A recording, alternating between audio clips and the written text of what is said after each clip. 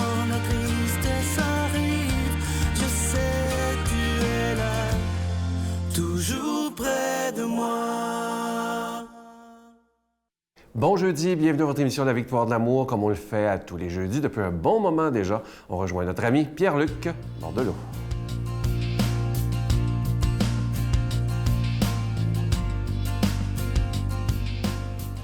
Bon matin à vous, très heureux de vous retrouver ce matin pour vous parler de ce qui donne du sens dans notre vie, vos donneurs de sens. Et pour parler de mon donneur de sens aujourd'hui, je vous raconte un peu récemment, j'ai assisté à un mariage, mais j'ai assisté à un mariage juif. Du côté de ma femme, il y a du judaïsme et je suis allé dans une synagogue qui est le lieu sacré du judaïsme pour voir le mariage. Je vous raconte ça parce que j'ai senti dans ce lieu-là la même chose, ou à peu près en tout cas, là, que je peux sentir si je vais à l'église, si je vais dans une chapelle. Autrement dit, j'ai senti là qu'il y avait un lieu sacré. Et c'est ça mon donneur de sens aujourd'hui avec vous. Et j'aimerais vous entendre là-dessus. Est-ce que vous avez un lieu sacré? Un lieu à vous, dans lequel vous pouvez vous retrouver pour sentir la présence de Dieu? Parce que vous savez, moi, je ne sais pas pour vous, là, mais j'ai visité, par exemple, des temples du côté de l'hindouisme, j'ai visité des mosquées du côté de l'islam, une synagogue, chapelle anglicane, nommez-les les églises protestantes.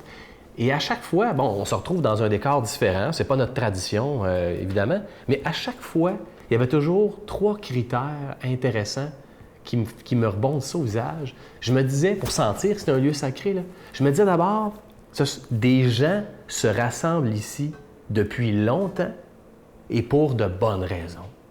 Hein, ils se rassemblent ici pour s'intérioriser. Donc, premier critère, des gens se rassemblent ici et depuis vraiment longtemps. Ensuite de ça, le lieu sacré, c'est un endroit fixe qui ne change pas. Alors, il peut évoluer, on peut le restaurer, mais tu reviens et tu te retrouves dans un lieu qui ne change pas. Ça fait du bien dans une société en constant changement, juste qu'il y a des endroits qui ne changent pas. C'est bien, ça. Et au bout du compte, 3e critère, c'est un lieu destiné à rencontrer Dieu, la présence de Dieu. Peu importe, je pense, la religion qu'on pratique, je pense que c'est ce qu'on veut faire comme rencontre, cette présence-là qui est autre.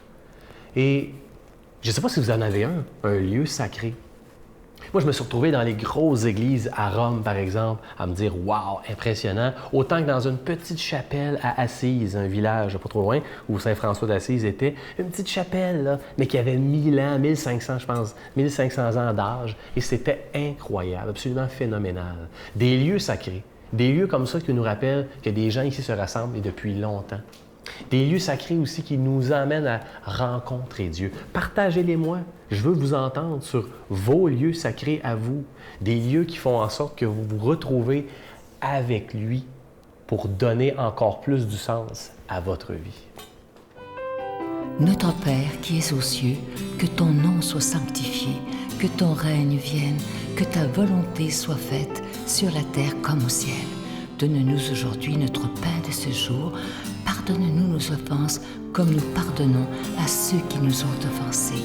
Ne nous laisse pas entrer en tentation, mais délivre-nous du mal, car c'est à toi qu'appartient le règne, la puissance et la gloire pour les siècles des siècles. Amen.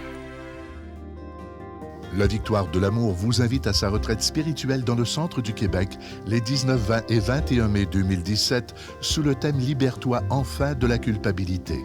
Venez vivre des moments de ressourcement inoubliables en compagnie de Sœur Angèle, du Père Yvon Sanson, Pierre Faubert, psychologue, le Dr Gaëtan Brouillard, Brigitte Bédard, Sylvain Charon, Miguel Padilla et la présence exceptionnelle de Franck Nicolas, conférencier reconnu mondialement.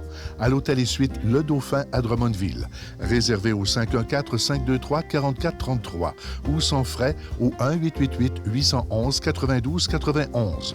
Venez vivre une expérience de libération inoubliable pour être enfin libre.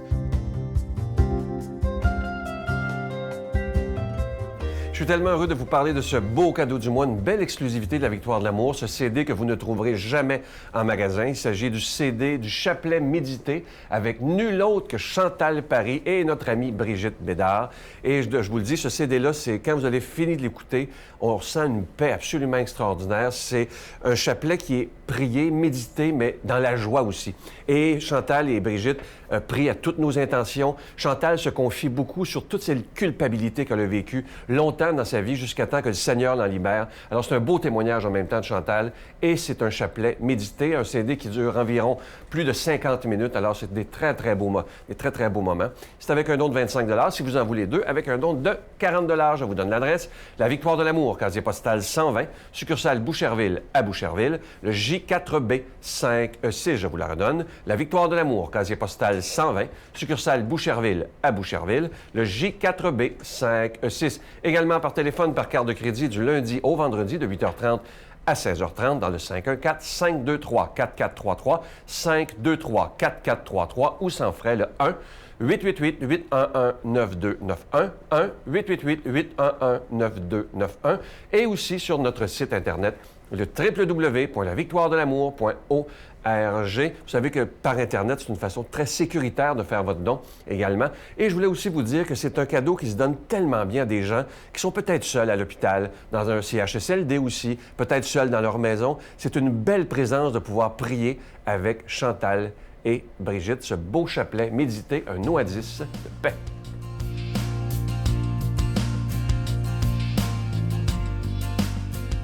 Mon Dieu, donnez-moi la sérénité d'accepter les choses que je ne peux changer, le courage de changer les choses que je peux et la sagesse d'en connaître la différence. Amen. La parole de Dieu aujourd'hui est proclamée par quelqu'un qu'on apprécie beaucoup, Brigitte Bédard.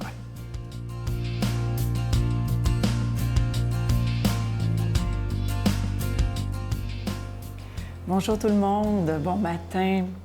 Encore ce matin, l'Évangile de Marc qui nous parle du ministère de Jésus qui vraiment s'étend là, partout. Jésus se retira avec ses disciples près de la mer, et une grande multitude de gens venus de la Galilée le suivirent. De Judée, de Jérusalem, d'Idumée, de Transjordanie et de la région de Tyr et de Sidon vinrent aussi à lui une multitude de gens qui avaient entendu parler de ce qu'il faisait. Il dit à ses disciples de tenir une barque à sa disposition pour que la foule ne l'écrase pas, car il avait fait beaucoup de guérisons, si bien que tous ceux qui souffraient de quelque mal se précipitaient sur lui pour le toucher. Et lorsque les esprits impurs le voyaient, ils se jetèrent à ses pieds et criaient « Toi, tu es le Fils de Dieu !» Mais il leur défendait vivement de le faire connaître. Acclamons la parole de Dieu. Louange à toi, Seigneur Jésus.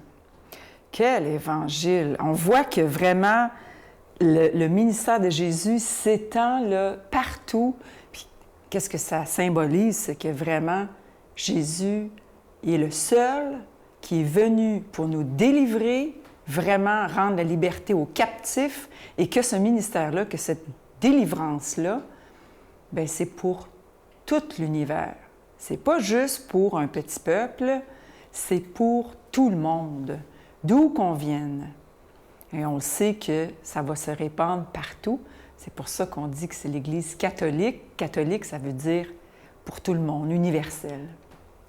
Alors, ce qui est intéressant là-dedans, c'est de voir que même les esprits impurs lui disent « Tu es le Fils de Dieu ».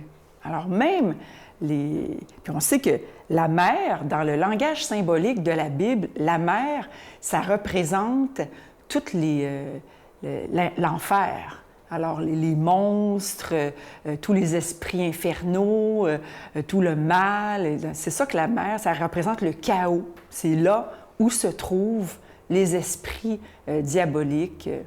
Donc, il s'approche de la mer, hein, il s'approche du chaos, puis on voit que même dans la foule, il y a un chaos, là, tout le monde qui se jette sur Jésus parce qu'ils sont sûrs qu'ils vont juste le toucher, puis ils vont être guéris. Hein, comme la veuve, là, la femme malade là, qui saignait depuis des années et qui a juste touché un pan de son manteau, et puis, elle s'est retrouvée miraculeusement guérie. Alors, comme il a fait énormément de guérisons partout, bien, tout le monde se dit, bien, moi, je veux y aller, est-ce qu'on ne ferait pas la même chose? Puis c'est comme si les gens, ils voulaient s'emparer de lui, ils veulent s'emparer du royaume, dans le fond, tu sais. Puis même les esprits impurs s'inclinent devant la puissance de Jésus. Et seul Jésus est le seul qui peut nous délivrer, qui peut libérer les captifs. Qu'est-ce qu'il a fait quand il est mort? On dit dans le credo qu'il est descendu aux enfers et le 3e jour, il est ressuscité des morts. Il est monté aux cieux. Alors, qu'est-ce qu'il a fait pendant ces 3 jours-là? Bien, il a libéré les captifs. Et il continue à le faire. Il continue à libérer les captifs. Et c'est le seul, parce que c'est Dieu qui s'est fait, qui a pris chair et qui est venu, puis qui veut nous libérer. C'est le Sauveur. Donc, puis tout le monde le voit, puis tout le monde n'en revient pas. Puis même que quand les démons lui disent « Toi, tu es le Fils de Dieu », bien, il leur défend de le dire. Alors, il a autorité sur les esprits impurs, sur les démons. Jésus a autorité sur tout. Il les interdit de le dire parce qu'il veut, on le sait, hein, que ça reste vraiment, que ce soit dévoilé à la croix quand ça va être le temps. Et là, ce n'est pas le temps pour l'instant, il faut que ce soit caché. Et au début, ce que je trouve aussi d'intéressant là-dedans, dans cette parole du Seigneur, ça me fait penser un peu à... C'est comme un petit peu de l'idolâtrie aussi que je vois là-dedans. Les gens ils veulent être guéris, ils veulent ci, ils veulent ça. Puis moi, je me suis reconnue un petit peu là-dedans en faisant mes neuvaines, mes prières. « Oh Seigneur, donne-moi ci, Seigneur, donne-moi ça. » Puis si vous faites, tu sais, dans le journal, on voit ça, « Publiez cette photo 9 jours et vous serez exaucés. » Ça ressemble un petit peu à ça. Hein? Est-ce qu'on est un petit peu là-dedans avec Jésus? Est-ce qu'on veut qu'il nous donne notre guérison, notre nanane, mais est-ce qu'on veut tout le reste aussi? Est-ce qu'on veut le suivre aussi? Ou si on veut juste prendre ce qui fait notre affaire? On veut juste être guéri, là, puis après ça, bon, on continue la vie sans lui. Jésus, il veut nous guérir, il faut lui demander, il veut nous guérir, mais il veut nous donner la vie en abondance, pas juste une guérison. Il nous veut tout à lui, dans son royaume. Et je demande au Seigneur de nous bénir, au nom du Père, du Fils et du Saint-Esprit. Amen. Je vous salue Marie, pleine de grâce. Le Seigneur est avec vous. Vous êtes bénie entre toutes les femmes, et Jésus, le fruit de vos entrailles, est béni. Sainte Marie, Mère de Dieu, priez pour nous pauvres pécheurs, maintenant et à l'heure de notre mort. Amen. Je vous invite à vous procurer ce magnifique cadeau du mois, le CD de Chantal Barry de Brigitte Bédard. C'est le chapelet médité. Et je vous le dis, moi, je l'ai écouté, évidemment, d'autres personnes l'ont reçu. Et on a vraiment l'impression que Chantal Barry et Brigitte sont avec nous, soit dans l'auto, dans notre maison, et qu'on prend un café avec eux en récitant le chapelet. C'est tellement beau, c'est tellement simple, et c'est ça que j'aime de ce CD-là. C'est tellement naturel. Vous allez beaucoup aimer. Chantal se confie sur sa culpabilité qu'elle a eue toute sa vie, comment elle s'en est sortie. Beaucoup de petits trucs aussi que Brigitte et Chantal nous donnent. Alors, c'est vraiment un CD que vous allez aimer, mais j'espère que vous le donnerez aussi en cadeau parce que ça se donne vraiment bien en cadeau. Le chapelet médité avec Chantal Barry et Brigitte Bédard. Je vous souhaite une magnifique journée. À demain. Bye. Ce Dieu-là était tout puissant, mais il s'était fait tout petit. Ça touche des émotions. Mais ça... Parce que moi, je me sentais très petite. Là, c'est comme si Jésus était devenu tout petit pour venir me voir.